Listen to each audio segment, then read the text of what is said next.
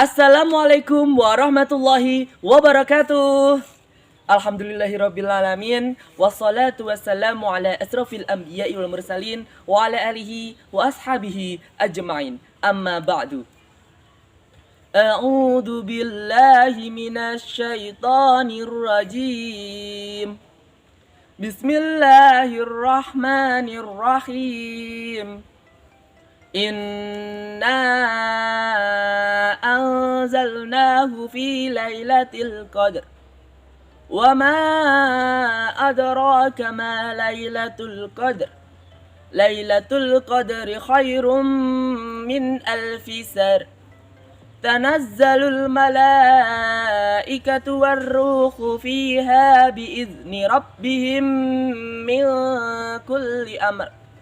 Salamun hiya hatta matla'il fajr.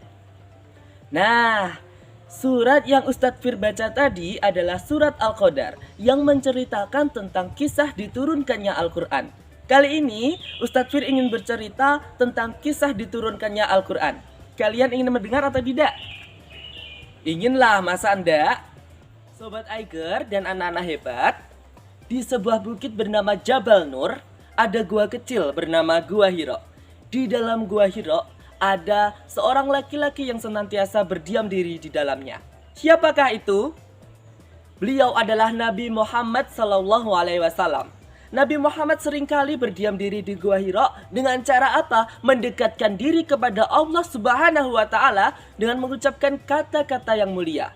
Karena apa? Nabi Muhammad miris. Nabi Muhammad merasa sedih melihat perilaku tetangganya, perilaku masyarakatnya yang senantiasa berbuat kejahatan. Masyarakat Arab pada zaman itu di gurun pasir yang gersang, yang tandus, mereka tega mengubur anak perempuannya hidup-hidup. Karena apa? Mereka beranggapan bahwa anak perempuan itu tidak bisa melakukan apa-apa. Dan mereka sangat bangga ketika memiliki anak laki-laki.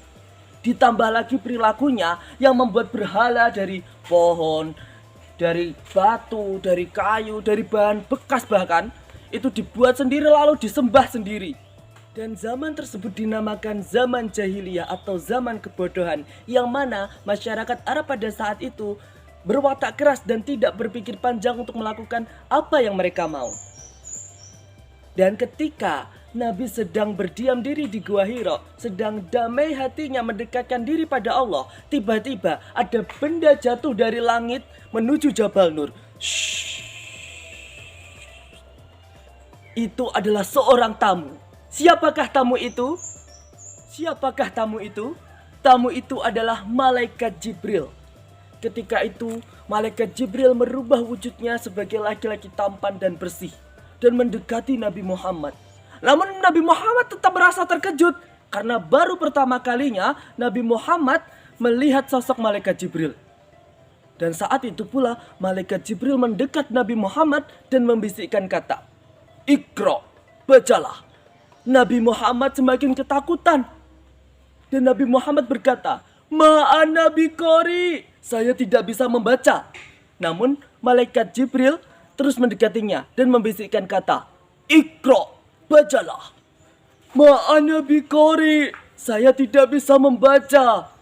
Seketika itu pula Nabi Muhammad dirangkul Malaikat Jibril. Dan Malaikat Jibril membisikkan kata, "Iqra bismi rabbikal ladzi khalaq, khalaqal insana min 'alaq.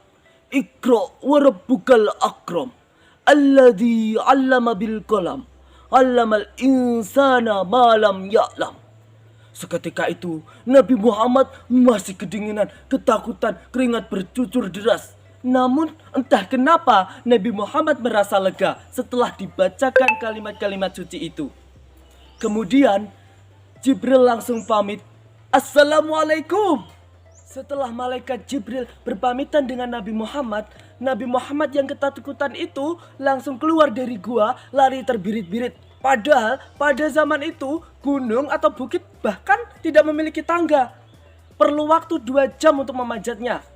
Apalagi ditambah di gunung itu ada batu-batu besar, kerikil-kerikil tajam. Entah ketika perjalanannya turun Nabi Muhammad tergelincir, Nabi Muhammad terpleset.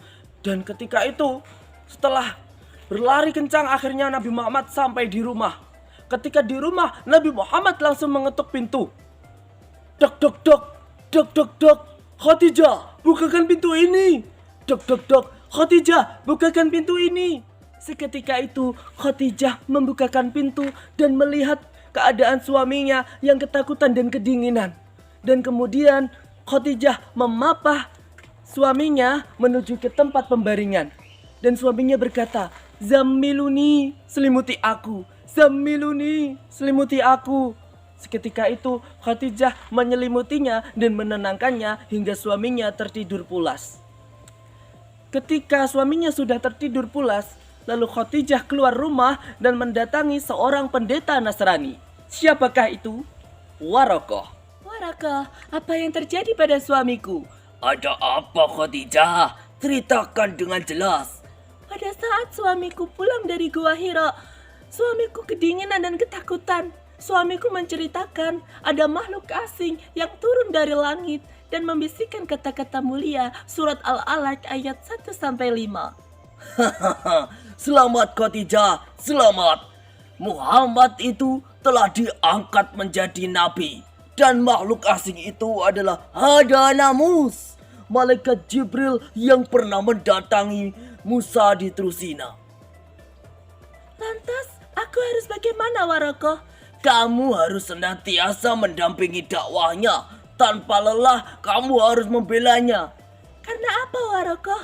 Karena dalam dakwahnya akan ada banyak orang-orang yang menghalang-halanginya dan menentang dakwahnya.